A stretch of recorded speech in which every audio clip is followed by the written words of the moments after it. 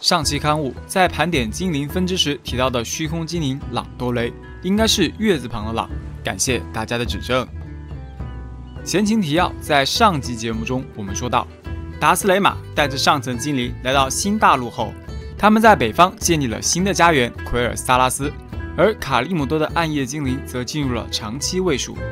最后我们提到了诺森德发生了2件大事，第一件是金戈森林的诅咒。本期我们接着讲第2件大事。这件事发生于黑暗之门开启前4500年，当大分裂使得艾泽拉斯支离破碎，大陆板块被严重破坏的同时，也削弱了守护者的牢笼。而此时，监牢中的上古之神们开始伸出他们邪恶的触须，逐渐向着地表蔓延。其中，囚禁尤格萨隆的诺森德情况最为严重。当地出现了一种名为萨隆血铁的新矿物，这种矿物不仅分布极广，而且还会吸收附近动植物体内的生命之力。塞纳里奥议会发现了这一情况，其中的一小群德鲁伊决定采取应对措施。他们认为可以利用世界之树那滋养万物的能量来治愈被萨隆血铁所污染的土地。这群德鲁伊的领袖范达尔·路奎觉得这个办法很靠谱。这里简单介绍一下范达尔·路奎。他是最早的一批德鲁伊，在萨特之战期间，曾经在成立塞纳里奥议会的那次会议中出席，可以说是一个资历非常老的德鲁伊了。话说回来，正当范达尔决定采取种植新的世界之树的行动时，其他德鲁伊劝他不要这么做，因为世界之树诺达希尔经过了守护巨龙的赐福，正是他们的赐福才造就了诺达希尔的繁盛。如果擅自种下其他的世界之树，那么将会造成无法预见的后果。面对众人的劝诫，范达尔·卢奎并没有听取他们的意见。他和他的追随者秘密地从诺达希尔树干上砍下6根魔法树枝，他们将这些魔法树枝分别插在了灰谷、金戈森林、菲拉斯、暮色森林和辛特兰，因为上述地区都是萨隆血铁分布最广的区域。话说，在游戏中，萨隆血铁矿分布最多的地图是索拉查盆地。还记得巫妖王之怒版本时，阿普经常骑着坐骑围着索拉查一圈又一圈的飞行，不厌其烦地挖着萨隆血铁矿，为的就是工程学材料。正所谓工程穷3代，考古毁一生。扯远了。话说这索拉查盆地，此处正是当初泰坦守护者弗雷亚建立的3处生态园之一，另外2处是安格洛环形山和锦绣谷。现在想想，之所以此地的萨隆血铁矿产量如此之多，多半是因为其他地区的污染被治愈了，萨隆血铁被赶到了索拉查盆地。我们接着说回编年史中，范达尔种下的5棵树枝很快就生根发芽了，长成了一棵棵新的大树。它们如同导管一样，将翡翠梦境的力量引入现实世界。这些大树在强化了附近生物的同时，也清除了附近的萨隆血铁。这里补充一句，这5棵树枝正好对应了德鲁伊职业大厅的那几个传送门，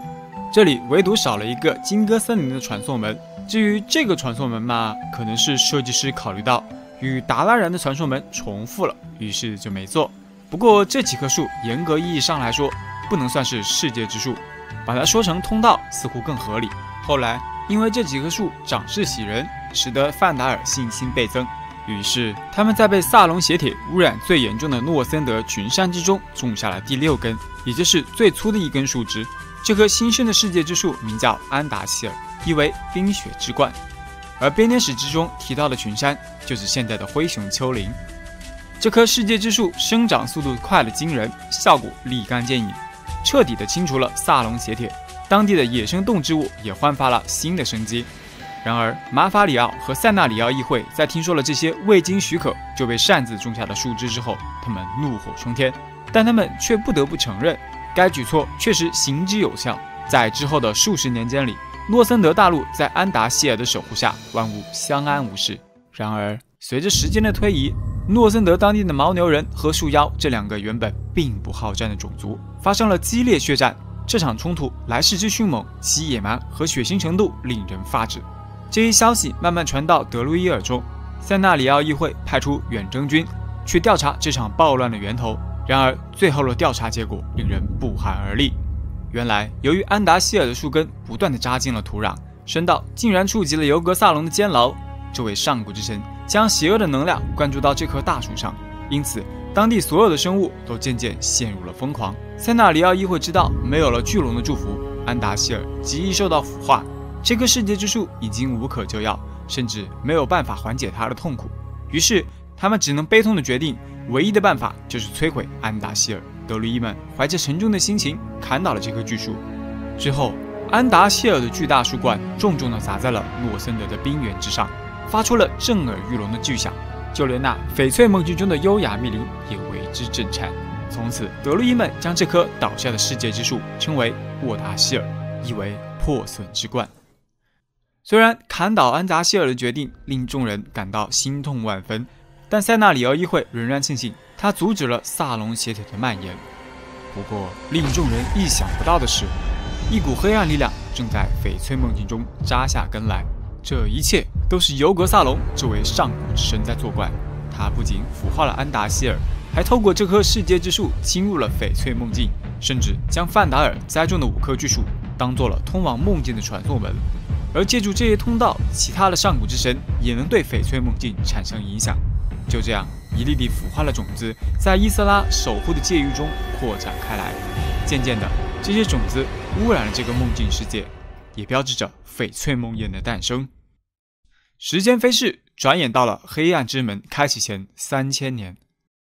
尽管在艾泽拉斯各地燃烧起熊熊战火，新的文明不断崛起，但从大分裂后就基本处于离线状态的土灵，却依然过着与世无争的生活。他们对其他种族的活动漠不关心。这些土灵有一部分仍然在诺森德冰封的群山之下避世而居，另外一部分早期追随守护者阿扎达斯和艾隆纳亚。他们一路南下，在奥达曼的地下殿堂中进入了长眠。在编年史第3集的时候，我曾讲到过奥达曼，当时由于篇幅关系没有详细介绍，这里补充说明一下，并做一个简单的回顾。在泰坦守护者与上古之神的战争后，守护者们用意志熔炉创造出新的泰坦造物来帮他们重塑这个世界。可是他们最初的设计太过复杂，并且野心过大，想要造出完美的泰坦造物。但事与愿违，他们造出来的并非完美的仆从，而是一群石头皮肤的野蛮血居人。因此，守护者们很快对设计进行了改良和完善。接着 2.0 版的泰坦造物诞生了，成为我们现在所知道的土灵。土灵相对于血居人来说就完善很多了。接下来问题出现了，守护者们看着这些血居人，对他们的存在深感忧虑，但又不忍将其摧毁。于是艾隆纳亚建造了一处名为奥达曼的地下殿堂，以此作为血居人的栖身之地。后来守护者洛肯的背叛，使得提尔、阿扎达斯及艾隆纳亚前往奥杜尔偷取了诺甘农圆盘。得手后，他们立刻带着追随者逃往南方。途中，他们遭遇了洛肯唤醒的2位古老的克拉西斯，也就是扎卡基和基西克斯。克拉西斯也就是高阶无冕者，多为上古之神的副将或督军。提尔为了保全同伴的性命，耗尽自己的全部力量，引发奥数爆炸。爆炸过后，提尔的牺牲换来了2位克拉西斯一死一重伤，同时也换来了这些泰坦造物的未来。后来，阿扎达斯、艾隆纳亚及追随者顺利地抵达了奥达曼。到这里之后，他们对奥达曼进行了扩建，将诺甘农圆盘存放于殿堂最深处。而奥达曼中的土灵则因为身患血肉诅咒的关系，就此陷入了长眠。虽然大多数土灵都进入了睡眠状态，不过仍有小部分土灵选择与机械侏儒一同守护，并维持泰坦机器设备的运转。在这段时期里，阿扎达斯和艾隆纳亚却与仆从们日渐疏远，他们过分于执着如何治愈血肉诅咒的问题。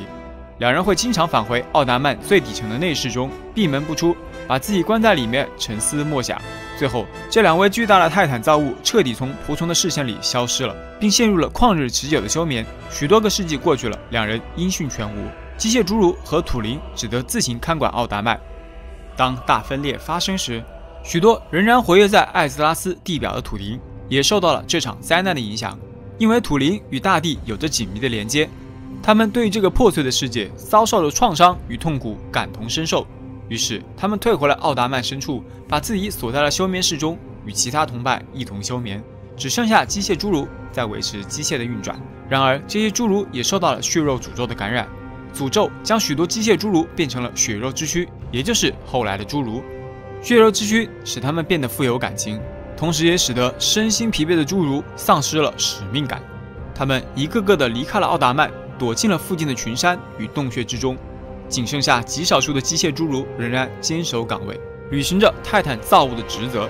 而那些出走的第一代侏儒在奥达曼西边的皑皑白雪中定居下来。这些脆弱的生物天生力量弱小，且缺乏防御力，他们只得在强大的元素、野蛮的寒冰巨魔间挣扎求存。除此之外，他们还得应对这冰天雪地中的各种威胁。所幸的是，他们作为泰坦造物时所拥有的智慧和机敏被保留了下来。历经了许多时代变迁，侏儒在科技发展方面取得了长足发展。依靠这些科技，他们在这个蛮荒的新世界上站稳了脚跟。侏儒们没有对历史进行书面记载或者口头传颂，因为相比如何生存而言，历史根本无足轻重。在经过短短几代人之后，侏儒们就失去了一切与泰坦造物有关的知识与传承。但他们并非一无所得，凭借侏儒们在工程学和科学方面的天赋，他们攻克了许多难关，在冰雪连天的群山之间建立起戒备严密的据点，并拥有了一个全新的社会，那里便是被后世称为丹莫罗的地方。本期节目原来是想连带盘点艾泽拉斯上的那些世界之树，不过由于内容太多，所以我打算将这期视频做成专题。那么本期的互动问题是：你在魔兽世界里，你最喜欢的副本是哪个呢？你可以通过评论或者弹幕的方式留下你的回答。好了，喜欢本期视频的朋友记得关注并长按点赞键来实现一键3连吧，这个对于我这个 UP 主来说真的是非常重要。谢谢大家，我们下期再见。